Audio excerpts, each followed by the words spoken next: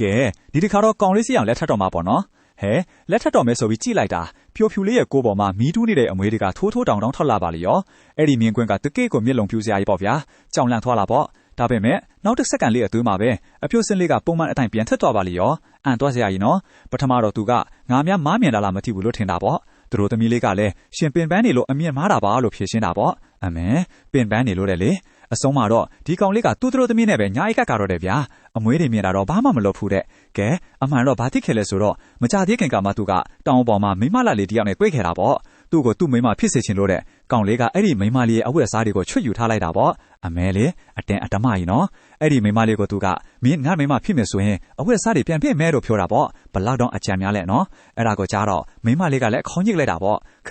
သူများကသူ့ကိုဖမ်းတာလို့ထင်နေတာအမှန်ကတော့သူကိုယ်တိုင်ကအဖမ်းခံရတဲ့သားကောင်ဖြစ်နေမှန်းသူလေးကမသိရှာဘူးလေ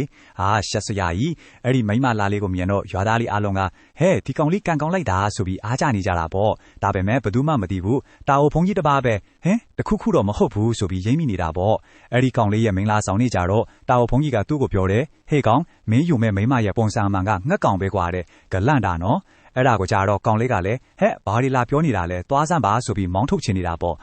နားကန်းတယ်ဆိုတာဒါမျိုးကိုပြောတာပေါ့တာအိုဘုန်းကြီးကလည်းငါပြောတာနားထောင်မင်္ဂလာခန်းထဲမှာမိထွေးခဲပူသုံးအိုးချထားလိုက်လို့တတိဖေးလိုက်ပါတော့တယ်ဟေးဘာတွေဖြစ်လာမလဲစောင့်ကြည့်ရမှာပေါ့နော်အဲ့ဒီညကြတော့လေအိမ်ထဲမှာပေါ့ဗျာအဲ့ဒီအခါကျမှအိမ်မိမကသူ့ရဲ့ပုံမှန်ရုပ်ကိုဖော်မှာဆိုပဲဘယ်လိုပဲဖြစ်အဲ့ဒီယောက်ျားကသူ့မိမကိုစမ်းဖို့မိသွေးသုံးအိုးကြီးကိုတော့ထားချိလိုက်တယ်ဗျာအဲ့ဒီမိမကတော့အမလေးလေးပူလိုက်တာလို့ပြောနေတာပေါ့ဒီယောက်ျားကလည်းဘာလို့ရမှန်းမသိအောင်စုထွေးနေတာပေါ့ဗျာမိသွေးမှာခုလေးတင်ထွန်းထားတာကိုဒါပဲသူကလည်းတိတ်အလေးနဲ့မစင်စားမိဘူးပဲနောက်တနေ့မနက်ကျတော့နိုးလာတာနဲ့ယောက်ျားရဲ့နဖူးမှာအမြဲစက်ကြီးတစ်ဆက်တွေ့ပါလေရောဘယ်လိုပဲပုတ်ဘယ်လိုမှပြောင်းမသွားဘူးပြို့အဲ့ကြမှာပဲယောက်ျားကမြေအောက်ဆရာမကြီးရဲ့တတိပိစကားကိုတွားတတိရတာပေါ့ဟုတ်တယ်